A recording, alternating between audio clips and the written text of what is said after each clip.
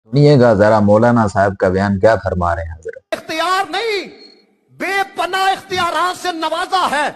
और हमारे उलमा ने यहां तक लिखा, फरमाते हैं मुस्तफा करीम सल्लल्लाहु अलैहि वसल्लम को ये जुमले सुनना।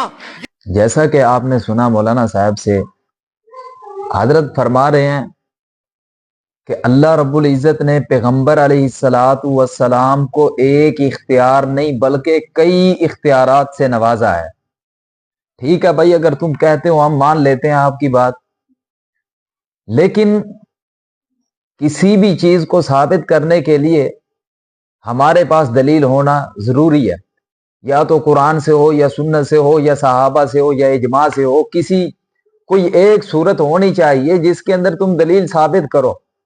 जबकि आपने फरमाया कि हमारे उलमा लिखते हैं। मेरे भाई, उलमा किसी किस्म के हुज्जत नहीं हो सकते, दलील नहीं बन सकते। दलील बनने के लिए, दलील बनाने के लिए कुरान लेकर आना पड़ेगा, या फिर सुन्नत लेकर आनी पड़ेगी, या फिर सहाबा किराम का कोई कौल लेकर आना पड़ेगा, या जो आइमा मुजतहिदीन गुजर गए उनमें से किसी एक का कौल ले आओ। मैं कहता हूं क़यामत तो गुजर सकती है, लेकिन आप ना किसी आइमा से ये बात साबित कर सकते हैं, सहाबा से साबित नहीं कर सकते, और ना ही ये बात सुन्नत से, हदीस से साबित कर सकते हैं, और ना ही आप कुरान से साबित कर सकते हैं। जबकि मैं इख्तियारात की नफी कुरान से भी तुम्हें साबित कर सकता हूं, और फिर दूसरी बात हदीस से भी साबित करूंगा, और सहाबा किराम के अकवाल से भी साबित करूंगा, हत्ता के तुम्हारी किताबों के अंदर से भी साबित करूंगा। सुनिएगा, सबसे पहले मैं तो समझता हूं कि कुरान मजीद की आयत आ जाए तो यही हमारे लिए काफी है। अल्लाह रब्बुल इज्जत कुरान मजीद के अंदर फरमाते हैं, वलिल्लाहि मुल्कुस समावाति वल अर्द। कायनात के लोगों, जमीन और आसमान की जो बादशाही है, इख्तियारात, कुदरत किसके पास है? अल्लाह के पास। अल्लाह का कुरान कहता है वलिल्लाहि मुल्कुस समावाति वल अर्द, अल्लाह ही के लिए है जमीन और आसमान की बादशाही। फिर अल्लाह फरमाते हैं एक और मकाम पर, इन्नल्लाह अला कुल्ली शैइन कदीर, बेशक अल्लाह ही हर चीज पर कादिर है। अल्लाह फरमा रहे हैं अल्लाह ही हर चीज पर कादिर है। बार बार ये कह दिया, तो इसके कहने का क्या मकसद है? या तो फिर आप कज़्ज़ाब हैं, झूठे हैं, जो कुरान पर तोहमत लगा रहे हैं, या तो फिर तू अपनी जुबान से कह दे कि जो कुरान के अंदर है ये गलत है, नाउज़ जबकि हमने ये साबित कर दिया, कुरान भी कहता है कि कायनात के अंदर कुल्ली इख्तियार किसी के पास भी नहीं है। इख्तियारात ये खासा सिर्फ एक अल्लाह का, उसके अलावा किसी का नहीं। किसी के अंदर मानना, ये उलमा लिखते हैं, ये शिर्क है।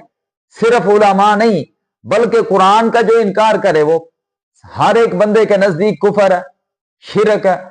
दूसरी बात कि अल्लाह ताला कुरान मजीद के अंदर फरमाते हैं सूरा सबा के अंदर, ला यमलिकूना मिसकाल जर्रा।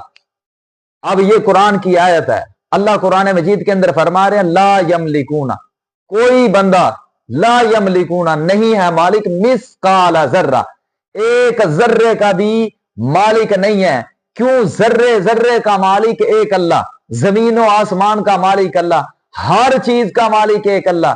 अल्लाह ने हर चीज से नफी करके बता दिया कि इख्तियार मुखय्यर कुल ये खासा सिर्फ अल्लाह का, इसके अलावा किसी का भी नहीं है। अगर किसी के अंदर माने तो मेरे भाइयों ये शिरक और गुमराही है। इस बात को कुरान और हदीस से आप समझ लें तो इससे बड़ी बात कोई भी नहीं हो सकती। अगर कुरान को ध्यान से पढ़ा हो, कुरान का तर्जमा ध्यान से सुना हो, पढ़ा हो, तो मैं तो कहता हूं बंदे को समझ आ जाती है। जाहिल आदमी समझ जाता है, और ये तो सर पर बड़ी बड़ी पकड़ियां बांध कर भी इन्हें समझ नहीं आती। कुरान मजीद की आयत मैंने दो आयतें आपके सामने बयान फरमाई, और सहाबा किराम की जो रिवायतें नकल की हुई हैं रसूलुल्लाह से, वो भी कई रिवायतें ऐसी हैं कि आप सल्लल्लाहु अलैहि वसल्लम, आपने फरमाया कि वो मुखय्यर कुल थे, इख्तियारात उनके पास थे। अल्लाह के पैगंबर गज़वा उहद के अंदर दांत मुबारक शहीद हो गए।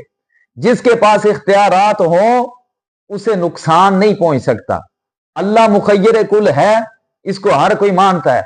अल्लाह को आज तक किसी ने कोई नुकसान नहीं पहुंचाया।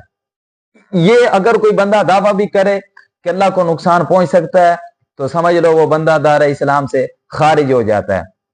جبکہ آپ یہ اختیارات نبی کے اندر مان کر، یعنی اللہ کی صفت نبی کے اندر مان کر، پھر یہ کہتے ہیں کہ اللہ کے نبی کو نقصان پہنچا، غزوہ احد کے اندر تکلیفیں برداشت کی، غزوہ بدر کے اندر آپ نے پیٹ پتھر باندھے، تکلیفیں برداشت کی، خندق کے موقع پر پتھر باندھے اور غزوہ بدر کے اندر تکلیفیں برداشت کی، طرح طرح کی تکلیفیں برداشت کرنے کے باوجود آپ صلی اللہ علیہ وسلم کے اندر مخیر کل کی صفت مانی۔